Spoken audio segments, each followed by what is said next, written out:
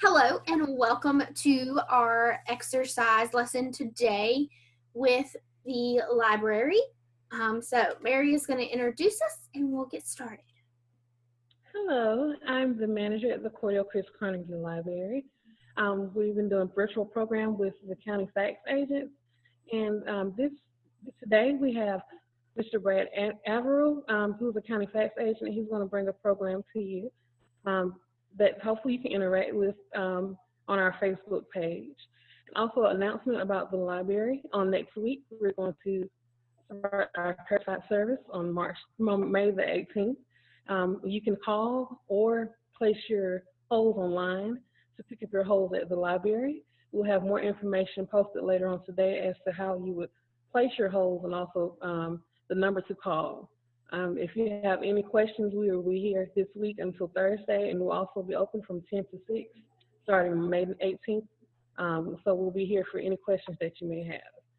So now, without further ado, we present Ms. Rebecca Stackhouse and Mr. Brad Averill, county fax agents with this program.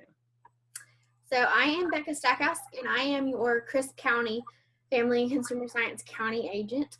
And right now, with all of our lovely stuff going on, we have a different way that we are able to reach you in programming. And so a lot of our programming is being done virtually right now at the current moment. And so we've been doing it with the library. And so you can go back and watch those. You can either find them on a YouTube channel, which I'll link, or you can go back on our Facebook. And if you're following the UGA Crisp County Extension Facebook page, that's where you're going to see all the videos, and you'll see some more education that comes out almost every day.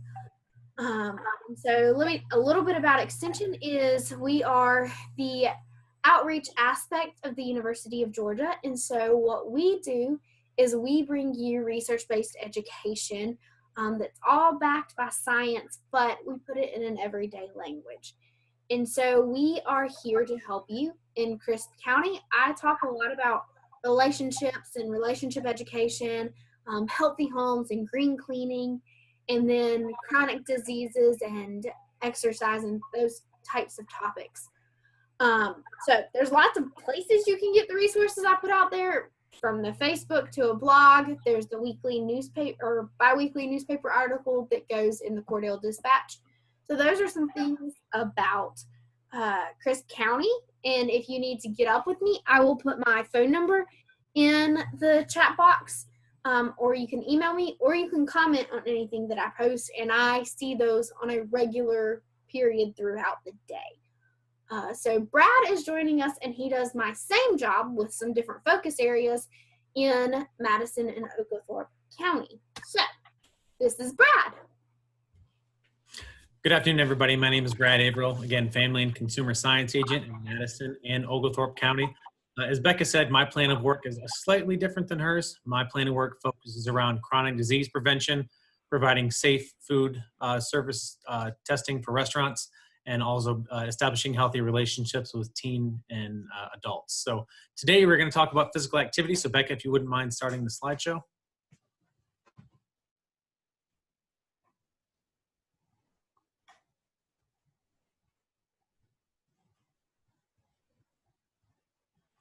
So again, today we are going to talk about physical activity and movement for the family. So what does that mean? I think it's a good idea to start off with a definition of what is physical activity. But today, let's do an overview quick. We're going to talk about what is physical activity and movement, how much physical activity children and adults need every day, what are some safety precautions that you should take while participating with your family in physical activity, and what kind of physical activities can you do with your family. We're going to talk about some fun things and a few different activities and games that you can do with your family. Next slide. So it's best to start with a definition of what is physical activity. Physical activity simply means the movement of body that uses energy. That can be walking, gardening, briskly pushing a baby stroller, climbing stairs, playing soccer, or dancing the night away are all good examples of physical activity. It's really just moving and your body using energy. For health benefits, physical activity should be done in a moderate or vigorous intensity level. So what does it mean to be moderately or vigorously physically active? Moderate versus vigorous physical intensity. So moderate physical activity includes walking about 3.5 miles an hour or slower. So that's walking at about a 20-minute per mile pace. That's bicycling, general gardening like raking, trimming shrubs, and planting. It's also dancing, different water activities like light swimming or water games, playing tag. Kids love to play tag, and light, intense indoor or outdoor games. So that's moderate physical activities. That's a pace where you're able to move along, but you're not really huffing and puffing. Next slide. Vigorous physical activity is a little different. Vigorous physical activity include activities like running, lifting weights, swimming, aerobics, soccer or basketball, or high intense games or physical activities.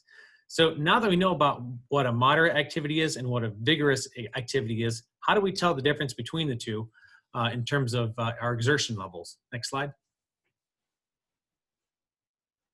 So the talk test is a great way to check whether or not the physical activity that you're participating in is done at a moderate or vigorous level.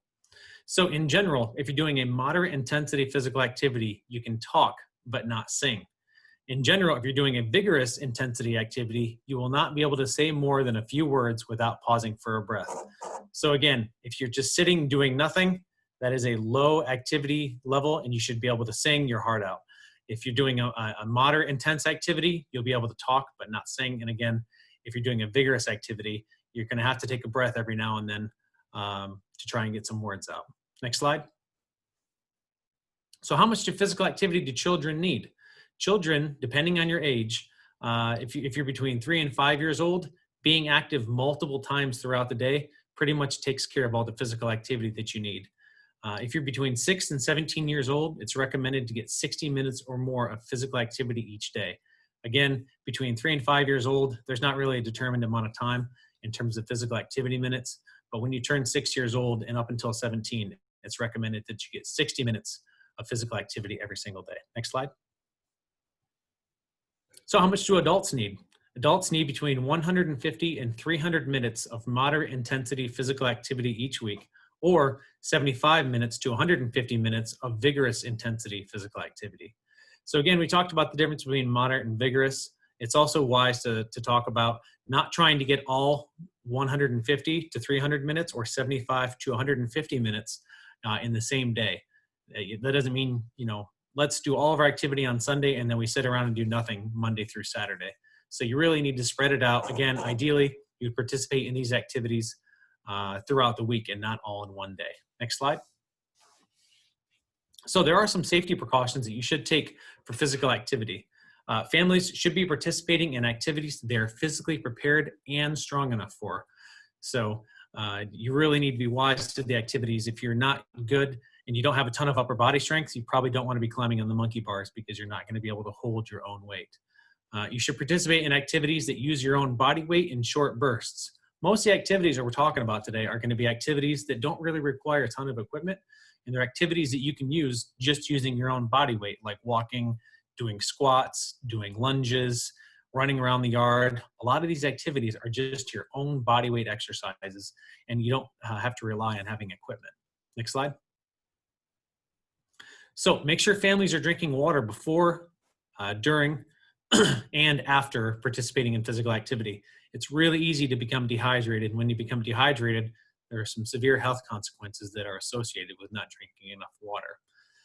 Families should also be sun safe by wearing sunscreen and or hats during any hot or sunny weather. Even if it's not sunny out, there's still a lot of damage that can be done to your skin by UV rays. So please make sure you're wearing enough sunscreen. Make sure you're wearing a long sleeve shirt if possible. And make sure that if you are wearing a hat, it is covering your ears and it is covering your neck. Those are spots that are very susceptible to sun damage, your ears, neck, and of course your nose. So make sure you're wearing a wide brim hat if you're outdoors, long sleeves, and also make sure you're wearing proper sunscreen. Next slide. So families should warm up before participating in sports and make sure you stretch afterwards. You don't want to get out there and chase your kids around the yard. If you haven't stretched, you're probably going to pull a muscle, especially if you're not used to being physically active all the time. So make sure to warm up, make sure to stretch. And afterwards, I would stretch afterwards as well, kind of cool down your muscles, especially if you've been running around a lot and you're not used to it. You might want to make sure and stretch out those arms and legs because again, you don't want to risk significant injury just from running around the yard. Next slide. So emotional injury is just as important as physical injury. So physical activity can improve a child's self-esteem and it can reduce their stress and anxiety. That's if they're having a good time participating in the activity. If they find pleasure in the activity, it's more likely that they will participate in that activity throughout a lifetime. A good example I like to use is if a kid enjoys running, they're going to run throughout a lifetime. If running has been used as punishment in a child's life, like if they screwed up at a sports practice and their coach used running as a punishment, they're going to always associate running with punishment and they're going to learn to hate it. If you ask every kid that is 6 years old or younger who likes to run, every kid raises their hand. If you ask kids between the ages of 6 and 17 who likes to run, probably half of the kids will raise their hand. And those half of the kids that did not raise their hand probably had running used as a punishment somewhere in their life. So we want to make sure we're participating in activities that the children find pleasure. It improves their self-esteem, and the physical activity can reduce their anxiety and stress levels. Next slide. So if the family member or child does not want to participate in the activity, don't force it on them. It's like trying to get kids that don't like vegetables to eat vegetables. This might be a good time if they don't want to participate in the activity or game that you had. Talk to them about why they don't want to participate in the activity. They might have a good reason, they might have a bad reason, but if you ask me, that opens up an opportunity to have a great discussion with a member of your family about why they do or do not want to participate in a certain activity. Next slide. So we're going to learn about a few games and activities that you can play with your family. The game type and the duration depends on how many family members you have. Some games might only be good for working with 2 people. Some games, they might work better with groups of 8 or 9. So it really depends on the amount of people you have, the space that you have, and how long you have to play those games. Next slide. So the first thing we're going to talk about is stretching. Again, I mentioned you should stretch before and after every activity, and these stretches do not need to be anything elaborate. It's every stretch that you've ever participated in any phys ed class you've ever taken. So it's toe touches, neck circles, arm circles, side bends, something as simple as reaching your arms up and trying to touch the sky. Sitting butterfly stretch, we've all done the butterfly stretch before, so just doing some basic stretches and make it fun. Maybe if you're counting even numbers, have somebody else count odd numbers all the way up to 10. So the more fun we can have doing these things, the more likely the children are going to participate in the activities throughout their lifetime. Let's look at some games. Next slide. So the best way to stay physically active, if you ask me as a family, is to take a walk. And what a better way to incorporate walking with a little learning than taking a fun nature walk. Taking a walk with your family, you can gather leaves, small sticks, grass, pine cones, rocks, any other elements that you find out in nature. You can take those items and place them in a glass jar. This turns into a fun arts and crafts project. It also gives your children an opportunity to maybe learn something. You can grab a pine cone and the kids could look up, do a little internet search on what a pine cone looks like. What are the health benefits of pine cones for nature? What different kind of grasses are there? What are the different weeds and flowers? It can really be an opportunity to learn with your family. So I highly suggest the fun nature walk. Next slide. Another activity we talk about in terms of walking is counting walks. So you can pretty much count anything. When you're walking down the street, you can count cars, you can count people, you can count your steps, you can count big steps, you can count little steps. Again, you're just counting things, and especially if you have younger children, any kind of counting that you can incorporate into your activities is going to turn into a learning activity.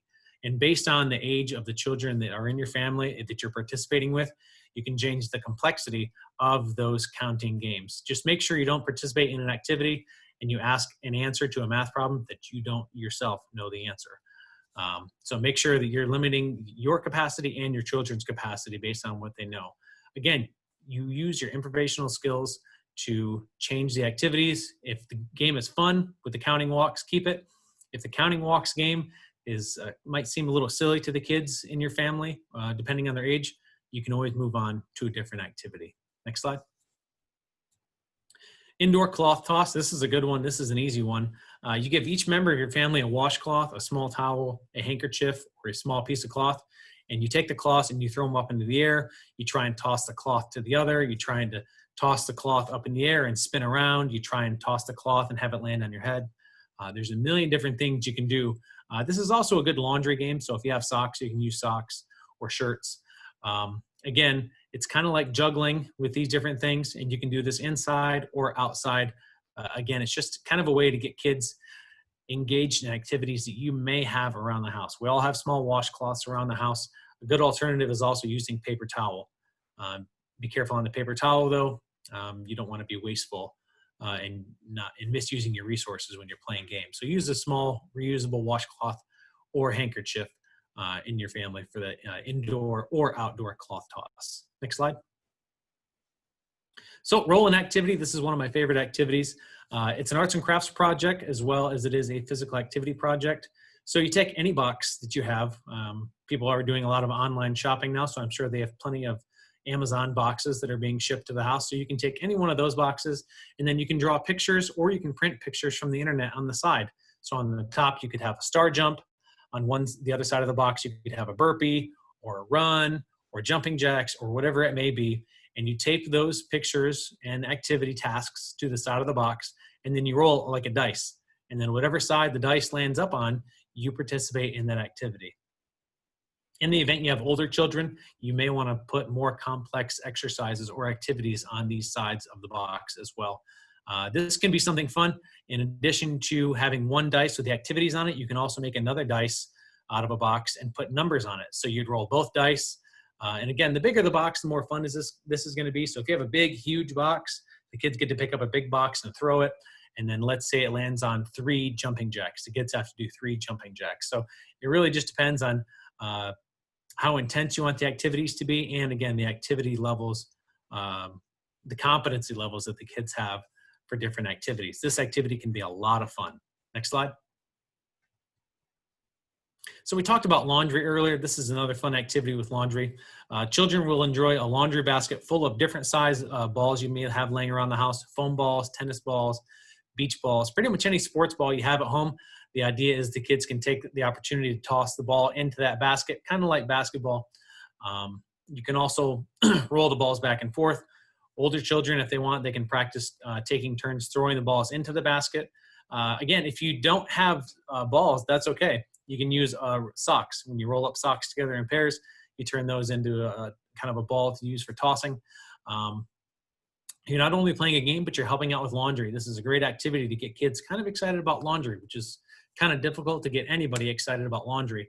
But if you can turn anything into a game, the kids will be for sure to enjoy it. So use that activity as a way to take care of laundry. And if you do have a different assortment of sports balls to use, like tennis balls or beach balls, you can use that as well.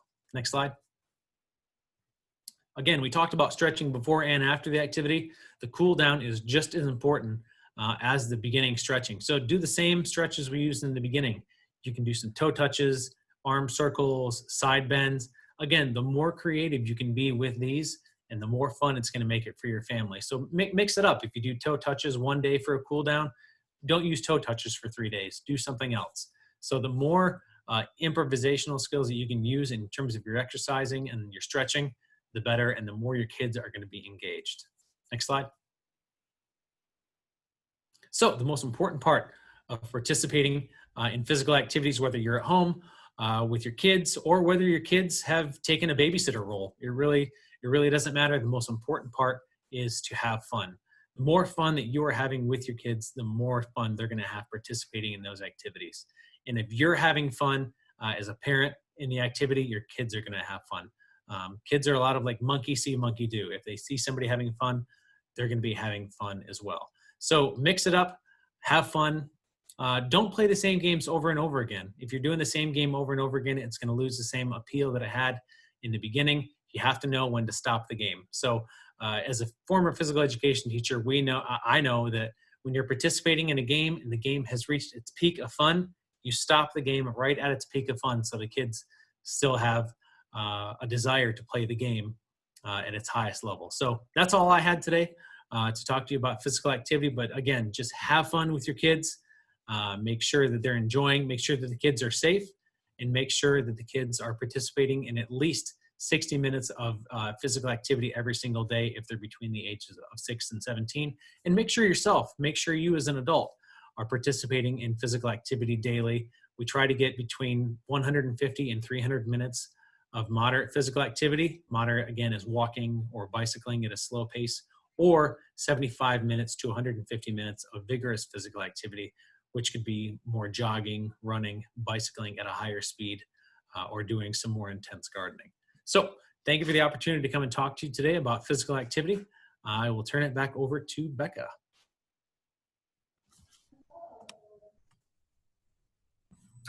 Thank you, Brad. So physical activity is one of those things that's really important in our overall health, and it's what is really important for us to do. And we've had a tough few months, but some of the nice things is we have a little bit more free time. We're not as structured to having some commitments that we have to accomplish. But that also means that a lot of kids have lost that sport or that activity that they were involved in every day. And so it's really important that we make sure that we stay physical, because it is what's going to help us to not, and it helps us to stay better. It helps our mental state. There are a lot of things that having physical activity each day benefits. And it not only benefits our kids, but it benefits us too. And so I really encourage you to try to get that 30 to 60 minutes every day, whether it just be go for a walk around your neighborhood or play some game in the yard. Do something that does it. And you could even have your kids ride their bikes while you walk around the neighborhood, or find a park that's close to you. So there are a lot of different ways to get that exercise in. And so one thing is, if you do some exercise, share with us in the comments of these videos of what your exercise looked like. Whether you do it by sharing with us in a picture, or share in the comments what it is. What is your family's favorite activity to do together? So one is that my sister and I, since we've been together, we've gone for 4 and 5 mile walks/runs around our neighborhood, taking some of our dogs. And so it's finding what that activity is that you can do with somebody. It can become a social event, or it can just be that you're both getting exercise and that's all that you need. So just be mindful of that and try to get that exercise in. The other thing is there will be a evaluation link posted in the description of this video. If you will please make sure that you fill that out. That helps us in our reporting and how this program affected your family and how getting exercise is important for your family.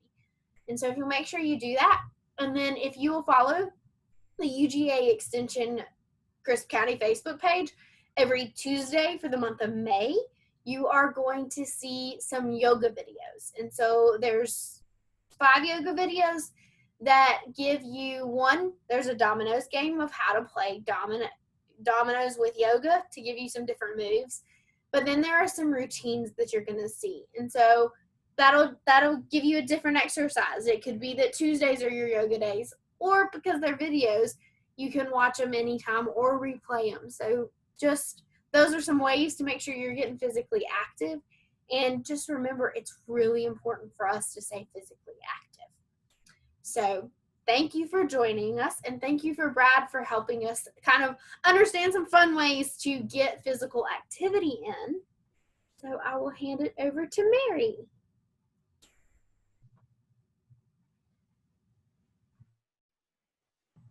Mary, you're muted.